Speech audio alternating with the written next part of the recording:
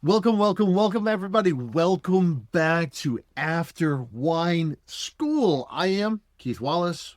This is Alana Zerbe. Hey. Fantastic. Today, we're talking about California. We're talking about the history of California, the rise, the fall, the rise, the fall, the rise, the fall, the fall and the rise, and the fall of California. And the rise again. And the yes, rise. and always the rise. Oh, yes. Sorry. Yes. It's going to be fun. There's going to be a lot of scuttlebutt in this. This isn't going to be the history that we teach in our sommelier classes. It's going to be a little more fun than that. It's going to be a lot more fun. Yes, my class is level 3 at the National Wine School's online sommelier certification program. In that class, we give you very solid information, very good data-driven information. This is going to be a little more fun, a little more of the hidden history of Napa. Some highs, some lows, but lots of fun to talk about. Folks, let's just start in the beginning. Before this is even the United States, California is really technically part of Spain. And you have Spanish missionaries planting grapes. One grape in particular, the mission grape. But now that has most all but disappeared now. But this was the first. And then there came a second wave of wine. Now we're actually we are now fully ensconced in the United States. This is after Revolution. We are now a country. We are now in the middle of the gold rush, 1849, the 49ers, right? And what you have is a massive population of people moving into Sonoma and a little bit into Napa as well for the gold rush.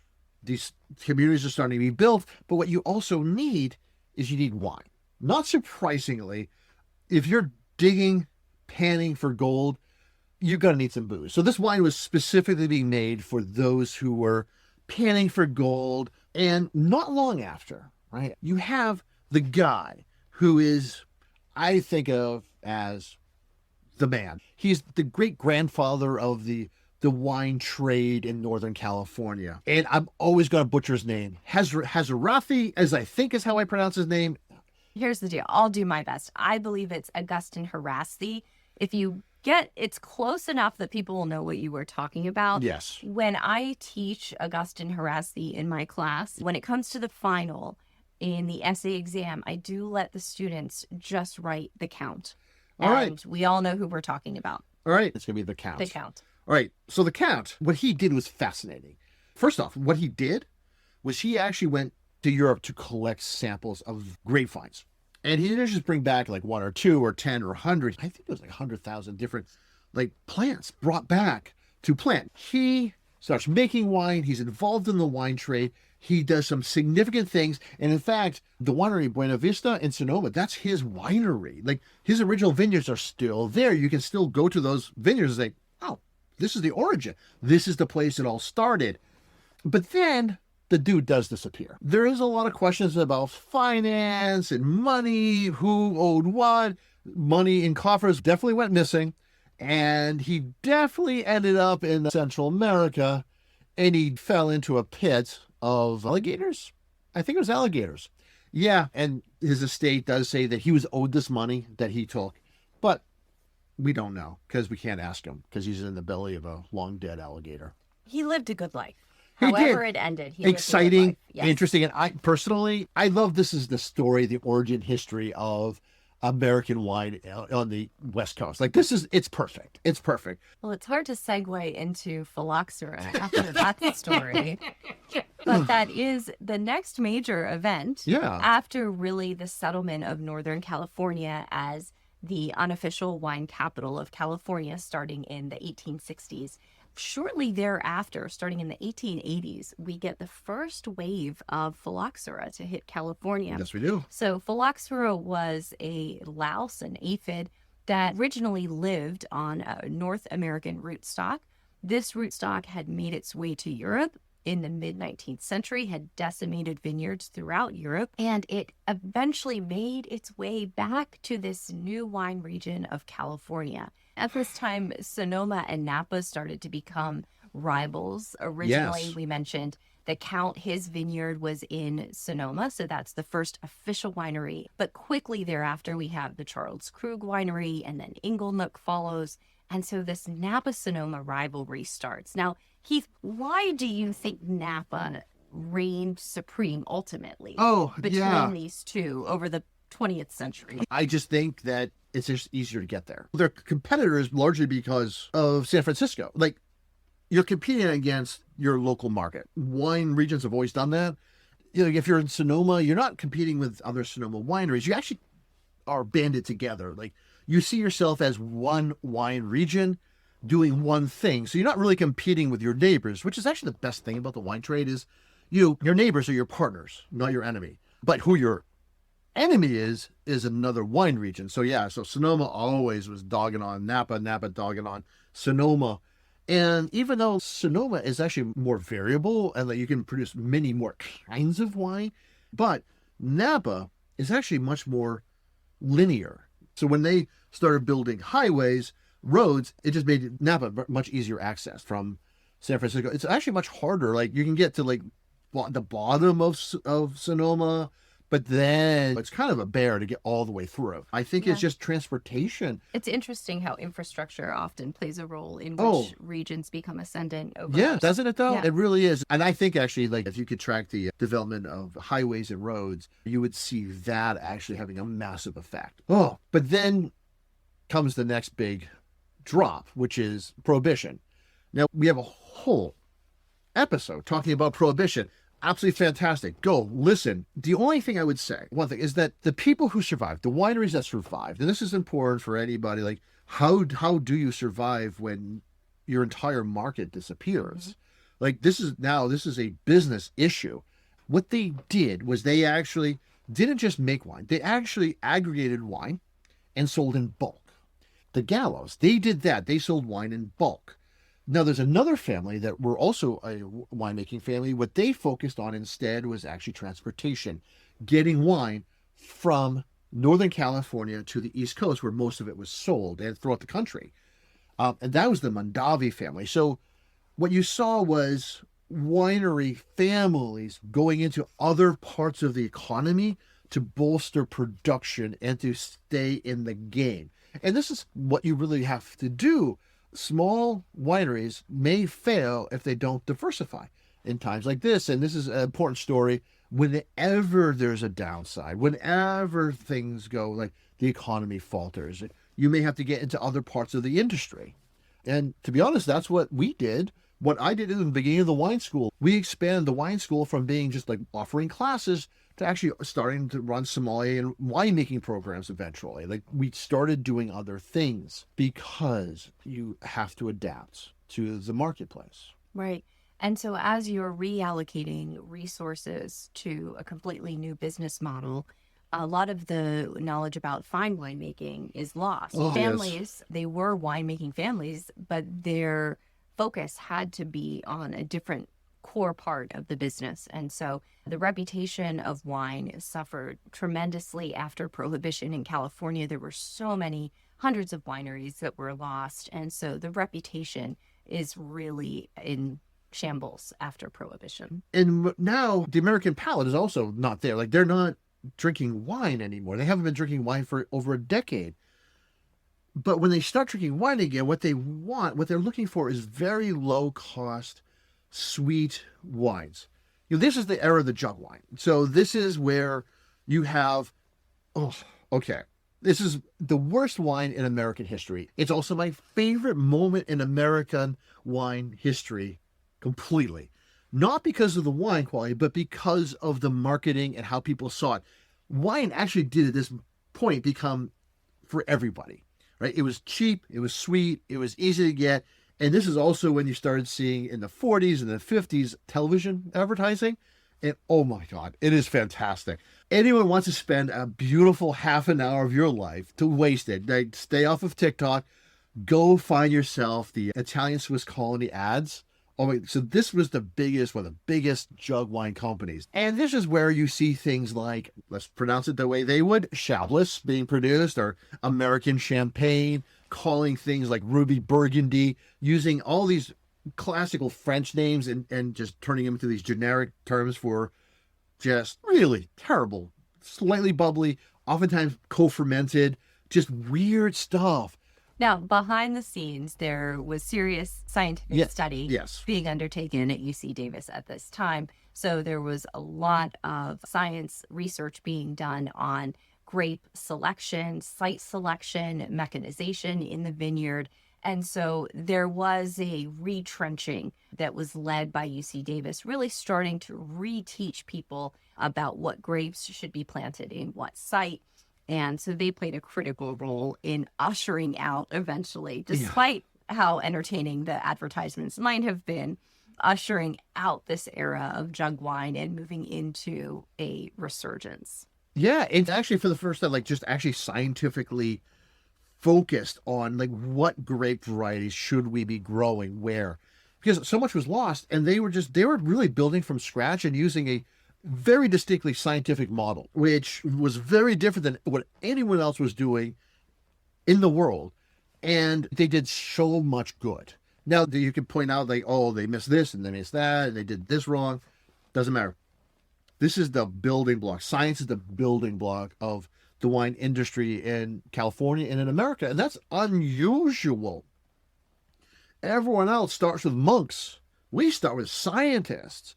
But also just really creative, interesting people. And I'm going to call like a couple of wineries that were consistently still making great wines through this era. One was Inglenook.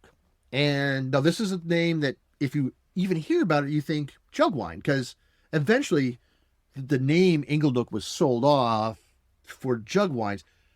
However, this was such a great vineyard, such an important vineyard, that one dude spent his entire life rebuilding the original vineyards and eventually buying the name Inglenook back. These vineyards, these were owned by so many different, some of the top wineries in Napa Valley. Things like Dominus was actually produced from these vines, and it was split off by dozen. He bought them all. He's this guy that no one's ever heard of. There's this movie called The Godfather. It didn't do much. Indie, very, very, very, Francis Ford Coppola. But he actually used his earnings. Much of his entire life was spent rebuilding this vineyard, and everything that Francis Ford Coppola winery, everything all comes to that. So that's how important this vineyard was. It produces now amazing Cabernet, but at the beginning, actually, at this time, in this early part of fine wine, they were making Charbonneau, this old ancient variety that really doesn't exist anymore in California. If anyone wants to hear a conversation about Charbonneau that goes on too long, I actually interview Tom Gamble in last season. It's a fantastic interview, but I knew if I wanted to have a good conversation with him, I'm going to bring up Charbonneau. And sure enough, every winemaker in Northern California loves this grape, but we talk about it because it's something we don't have anymore. Yes, and so by the 1950s, we have glimmers of what Napa would become. Yes. And we also still have on the scene the Gallo winery. And, you know, it's very easy to put Gallo down. Obviously, they're a big corporation. A statistic I heard once was that at least at one point in recent history, they were producing more wine than the entire country of Portugal.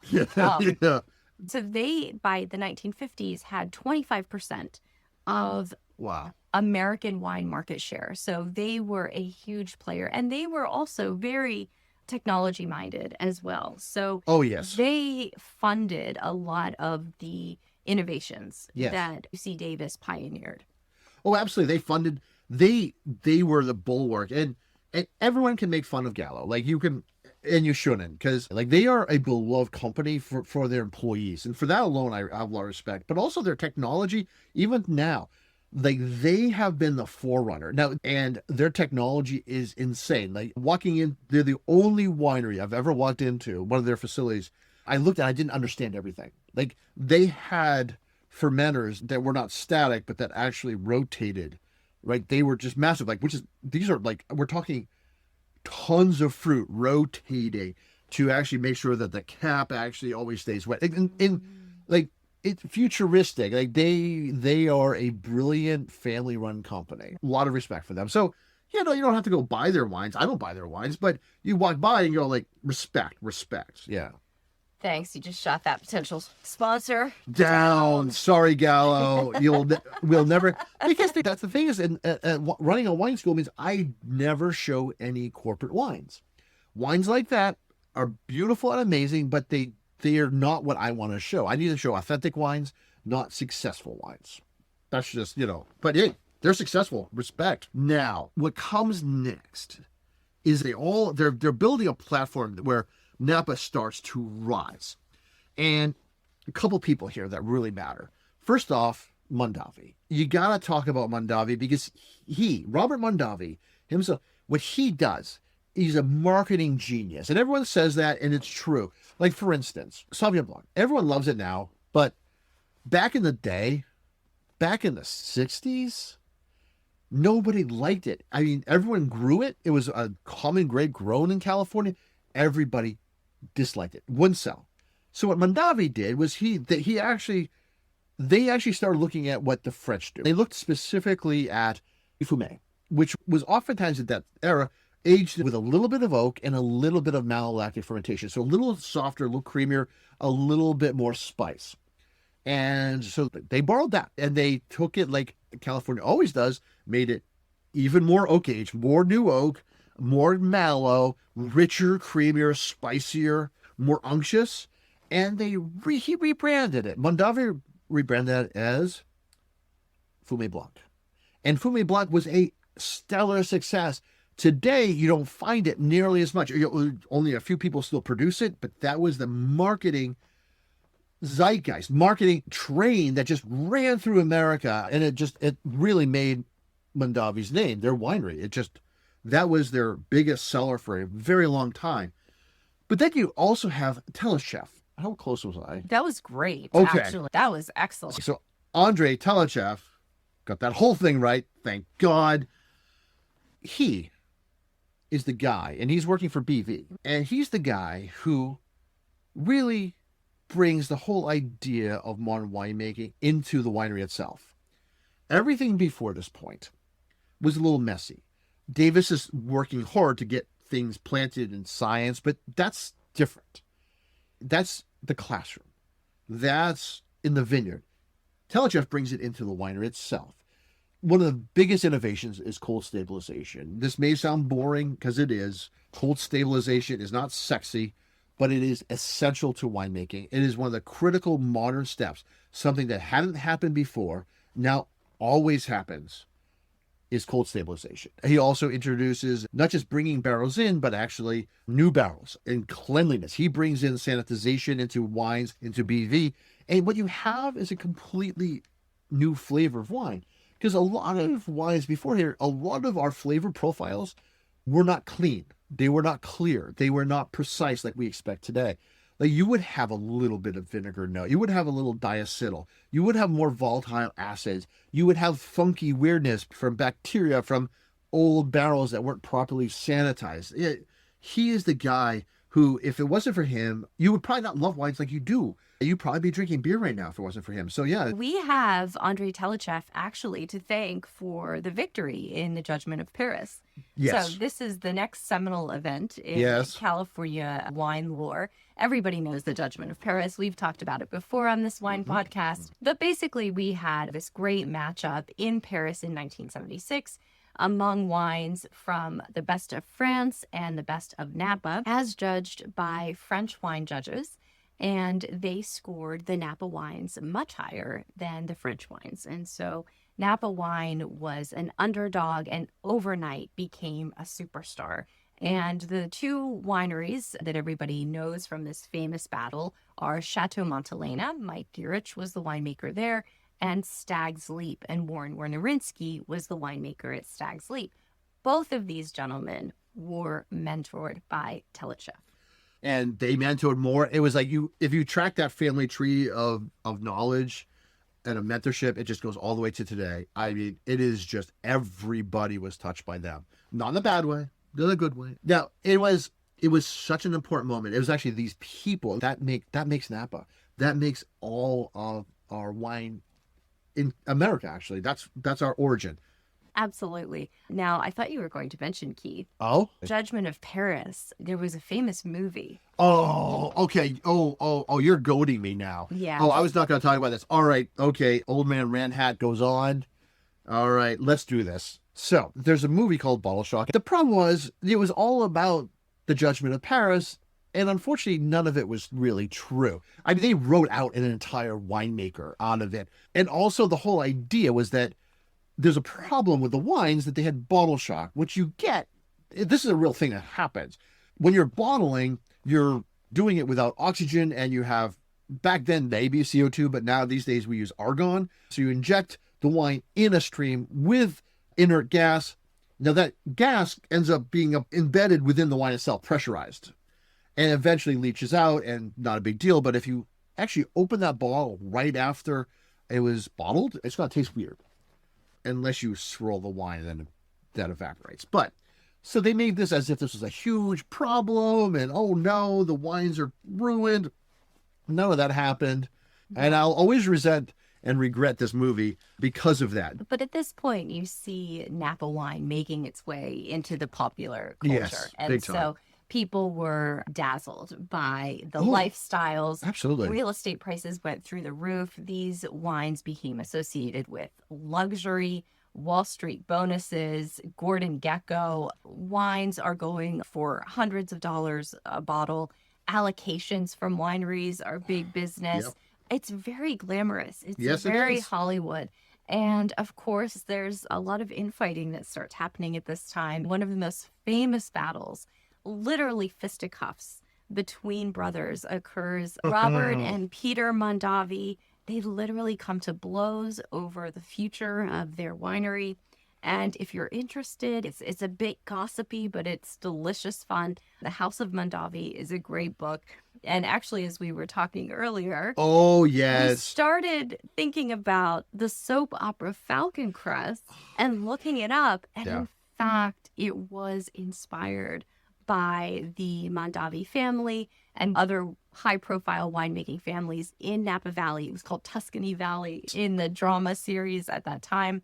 But this is really where Napa cements itself as a fairy tale storybook kind of place. It goes from like this backwater in the 70s to the 80s. Like it just was like a decade later, and all of a sudden you have like this nighttime soapy, I think CBS, big budget TV show. Yeah, like the idea of wine and winemaking in America went from just this very blue collar to incredibly fancy. Yeah, but there were other things happening. There's other places in Northern California that are doing incredible things. Like, for instance, Martin Ray in Santa Cruz Mountains is doing insanely beautiful wines.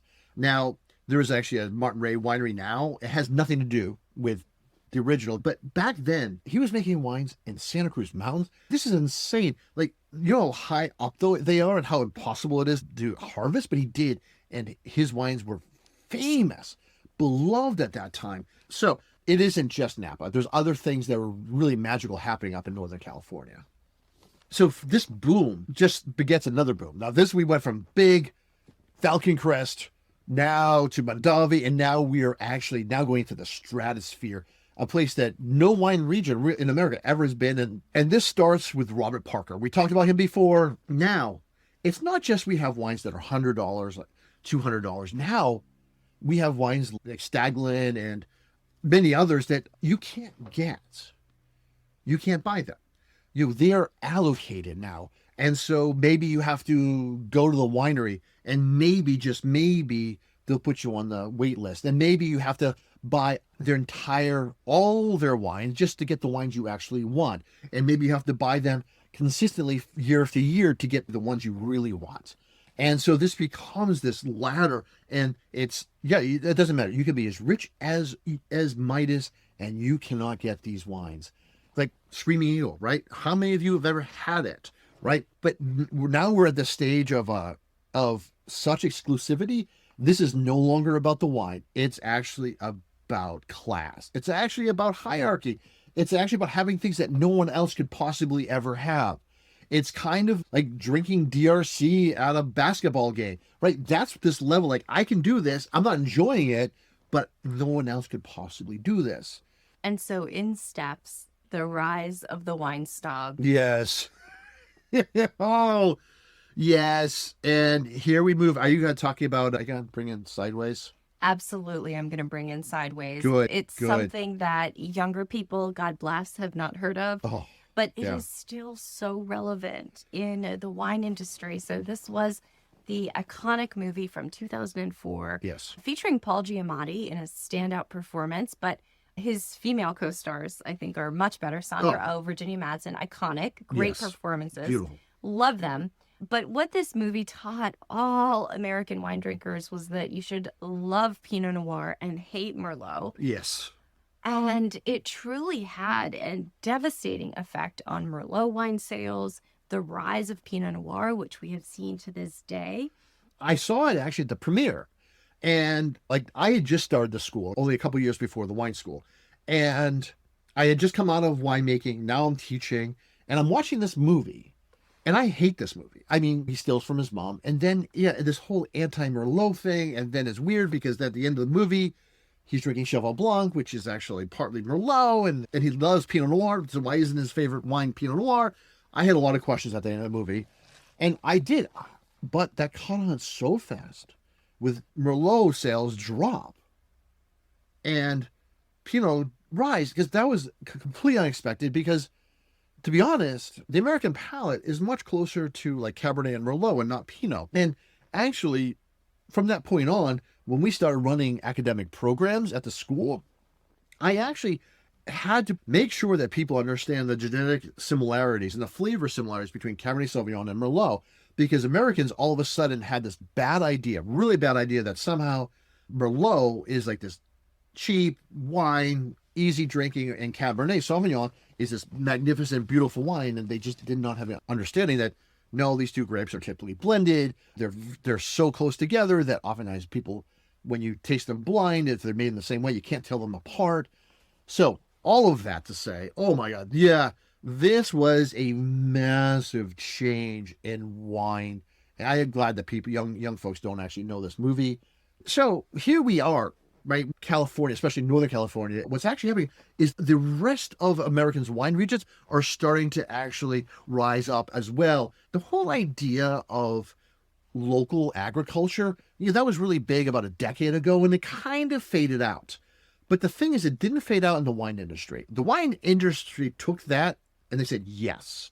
So the wave now is actually seeing these really high-end wines and beautiful wines coming out of places like the Finger Lakes. I mean, where else are you going to find an $80 bottle of Riesling that actually is worth it? You're starting to see things in Virginia, like insanely great Cabernets coming out of Virginia that are commanding $200 a bottle. You're seeing things like this, like Gruner coming out of Pennsylvania. We're seeing such amazing things that, while California is always going to be the star, right? We're always going to look towards Northern California, Napa and Sonoma. But what's happening now is there's a rise around the country. So the story of Napa and Sonoma and California is not over, but now they have competition. And I'm really looking forward to like the next decade of wine. Me too, Keith. Absolutely. And so, folks, if you enjoyed this, we want you to like and subscribe. Please. Does a lot for us. Also, if you're into wine, you want to learn more, you actually want to earn your sommelier certification, you actually want to have a legit education, check out the National Wine School at wineschool.us. But also, you can visit us. Yes, visit us if you're in the Philadelphia area. Please come and see us for a class at the Wine School of Philadelphia, where Keith and myself teach full-time. And also check out our video podcast of this podcast. You can find it on YouTube at Wine School USA. And next time, we will be talking about forgotten grapes and forgotten regions. Oh, that's great. Cheers.